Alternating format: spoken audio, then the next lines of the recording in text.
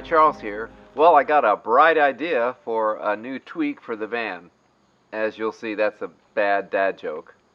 Thanks for watching. Well, if you watched my last video, you know that we had quite an experience with altitude sickness out at Rocky, and just let you know, Susie's feeling fine, and it's now been a week later. We should have returned from our original trip yesterday, but we got back home a week early because of that situation, but we're all good now, and we're not shying away from going out to the Rockies again, so that'll all be okay. So, what was my bright idea? Well, whenever I'm at campgrounds, quite often, especially the big rigs, you see they have underglow lights going. And at first I thought that was kind of dumb, but now I think it's a really good idea. I have no interest in driving around with the road lit up underneath me like the cool kids do. I would just like to have some light, and maybe turn down quite a bit, just so if at night, if we're visiting another camper, we come. Sometimes it's pretty dark in campgrounds. We can see our place, and it's also makes it sure that we won't be tripping going in and out. But especially middle of the night, going to go to the bathroom, and we can go off to the bathroom and come back, and we can see everything lit up really well.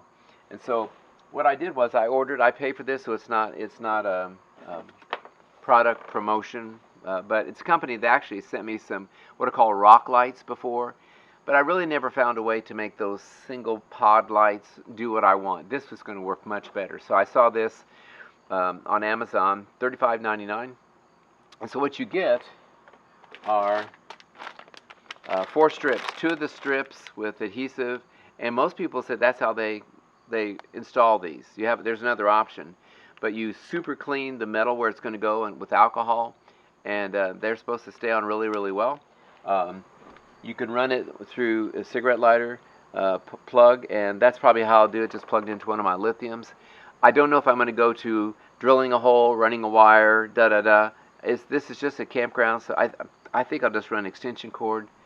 And outside, you can also wire it directly and run it to a switch. They've got fuses that come with it.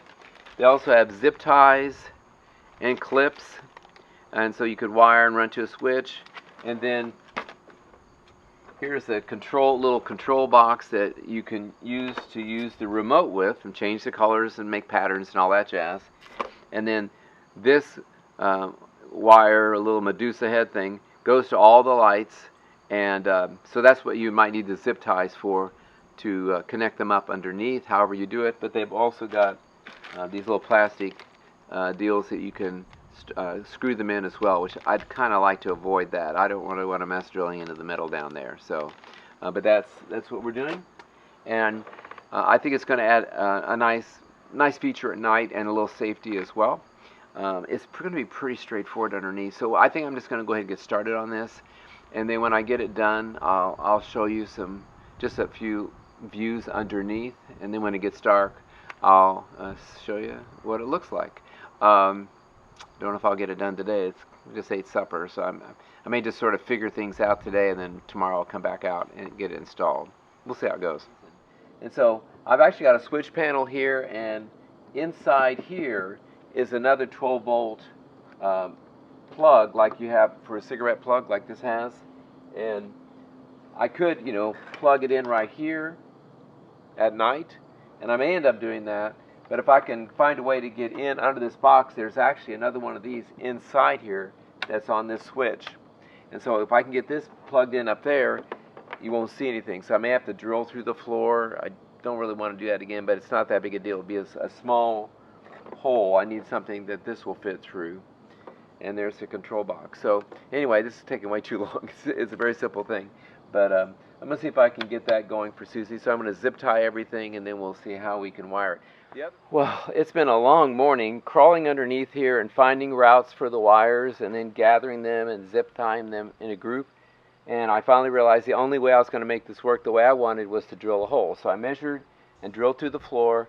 Right next to this cabinet in the bed platform on Susie's side, there's a shower pan. And I drilled a hole that big for the gray water to go through.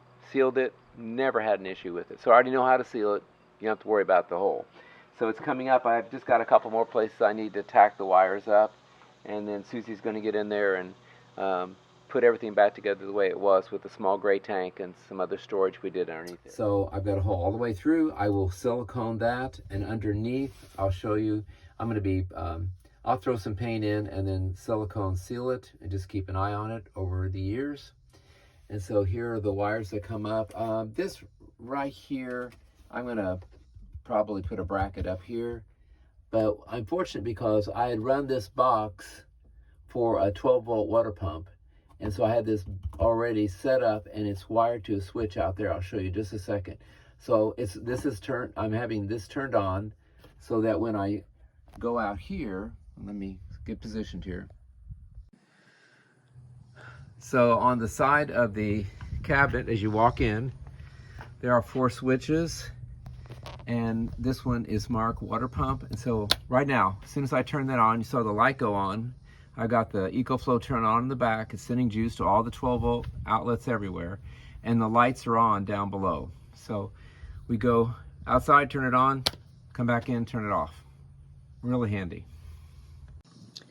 So there's the short LED strip here under the bumper. Wires coming up, it's feeding over, coming up there, and working its way up to the front. I'll show you that. So underneath I've got the bundle of wires all zip tied here, and then there's the wire going to the hole that I will seal, and I'm going to attach it in a couple places so it's not just swinging around. And then this LED light that's here, there's 2 of them. I have the wires coming up, they're in the channel, and then they just come up here. So from the outside, you just see a couple wires. It's not really that big a deal. So it's gonna work. Well, it's not the dark of night, but I wanted to do a quick little demo so you could see the van. Yesterday I added a set of Nilight LED light strips under my van, across the side under the running boards and across the back, and I have a 4th one that I need to make an extension cord for to reach under the engine compartment. This is not for while driving, this is for in a campground. This is a Ford Transit we converted into a Campervan, Ford 250, 2018 model. And so I wanted some colors, mainly for safety at night. So let me just run through some of the solid colors.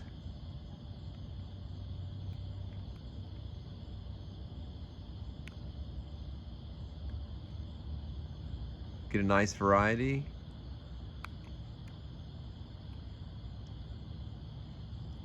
And then they've got different modes. Here's jumping from one to another color, and then another color. Here's another variation of that.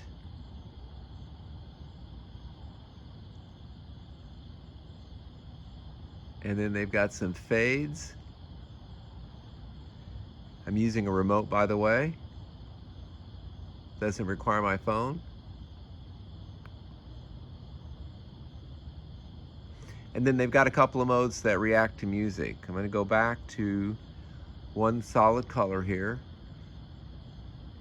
And just want to mention that I have it wired into my house system, and it's on a switch. So if we wanted to turn it on only when we go out and go to the bathroom, we could turn it on, come back in, turn it off, or I plan on just leaving it on all night long. It'll look great. Nilight. Well, this is being spread out over 3 days. Let me wind this up. It's too long anyway. I know that because it's such a simple thing. I'm not sure if I mentioned those strips are, 2 of them are 3 feet, 2 of them are 4 feet. So I put 2 of the 4-foot ones here, a 3-footer there, and I have the extra one. It's actually in the garage. That's going to go under the engine to light up the front, but I can't quite reach it. So I contacted Nilight and said, hey, can you just sell me or give me a couple of those extensions? Because I don't want to cut and splice wires. I want to leave the plugs. And they said, actually didn't sell them separate, but they said, hey, we'll just send you another kit like you had and you can pull out what you need.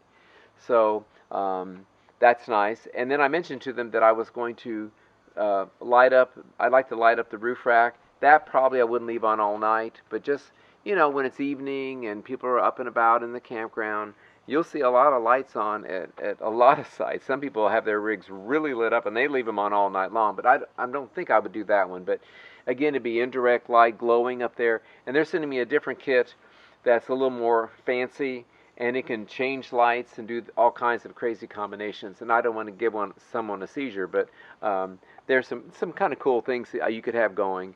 But that one I would just wire up there and just bring a little lithium battery, plug it in that hour or two or whatever I want to run it, and when I don't, unplug it, just bring the battery back in, and just utilize these for the safety reasons that I mentioned before. So so that video will be a sponsored video, but this one is not. So there you go, pretty easy, and I'm really happy with the results. And so in the second video, you'll see all the lights in action, and I'll do even a better job of showing you how the underlighting is here in addition to what's on the roof rack.